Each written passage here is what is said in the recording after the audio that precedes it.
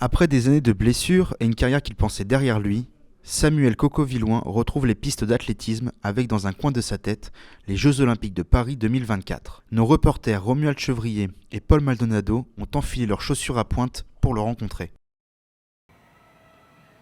Il ne pensait pas pouvoir refouler les pistes d'athlétisme de sitôt. Samuel Coco-Villouin avait fait une croix sur sa carrière après avoir enchaîné des blessures allant jusqu'à le paralyser. Et pourtant, il s'entraîne maintenant pour courir aux Jeux Olympiques de Paris 2024. Cette compétition à domicile est une revanche sur sa carrière après avoir raté les JO de Rio. Une carrière qui avait pourtant bien démarré dans les catégories de jeunes.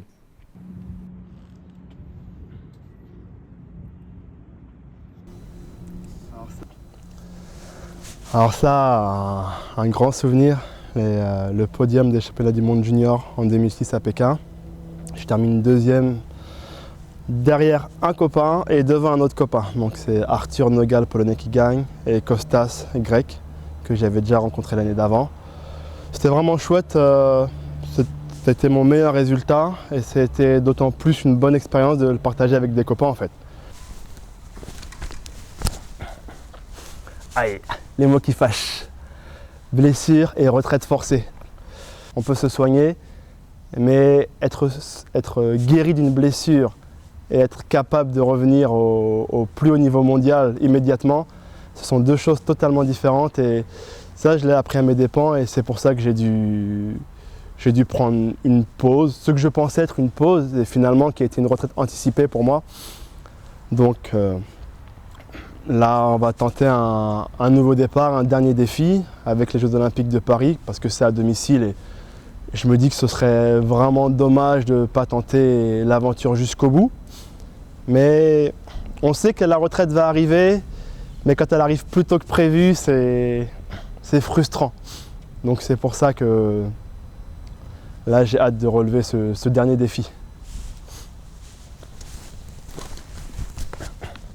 Durant ces années de blessures, Samuel Coco-Villouin a décidé de changer de parcours. Dans un premier temps dans le journalisme, il se dirige vers le yoga, où il se forme en tant que professeur avant de revenir dans son club. Les cours ici, je voudrais les donner bénévolement pour les licenciés du club.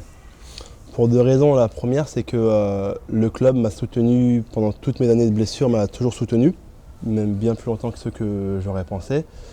Et l'autre raison, c'est qu'il y a beaucoup d'athlètes pour qui je pense que ça peut servir en fait le yoga.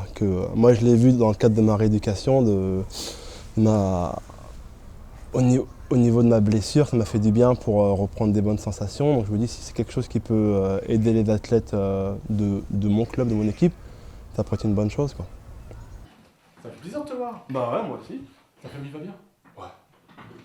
C'est donc dans le club qui l'a toujours soutenu que Samuel fait son retour en tant que sportif, mais aussi en lui rendant l'appareil.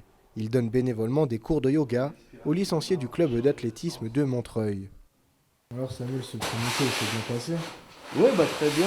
Comme je disais à l'entraîneur, c'est qu'il a des athlètes là qui ont l'habitude de travailler avec leur corps parce que ce sont des athlètes qui s'entraînent déjà au quotidien.